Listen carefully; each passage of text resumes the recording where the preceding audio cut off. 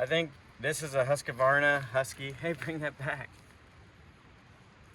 Saw, but I think the coolest thing that Stihl chainsaws are amazing. All their equipment is amazing as far as I've had. But my favorite thing that they're doing is they're making the baby chains or the little kid toy chainsaws. Because Maddock is always trying to grab this saw. He's always trying to play with it, especially when it's running. He loves to try to grab it. Just kidding. Yeah, I think with, we teach wilderness survival stuff, and just the real common thing I have to constantly do and teach is knife sharpening.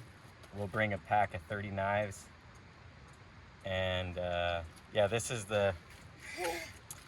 I know people that just take their chains and buy new chains every time they saw, but I can't imagine it because, I mean, I'll go through chains,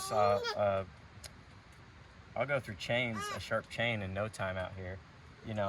Keeping it out of the dirt, obviously, but sometimes you hit some dirt, and there's a lot of dirt, rotten logs that I have to saw that are just full of crap and stuff. So anyways, we're just sharpening this little saw today. But Maddock loves getting right up in here with the saw. Careful, buddy, it can be sharp. We're just letting our kid be a real kid and have an element of danger in his daily life. How often do you have to do this? I like to honestly do it every time I fill up the gas. This ain't ideal. Most of the work I do, I know, you get on YouTube and everyone's gonna be like, dude, don't do that on the bench, don't do that on the gravel, put the guard, I don't know, whatever. I do things rough and dirty. I'm in the field, I'm actually working.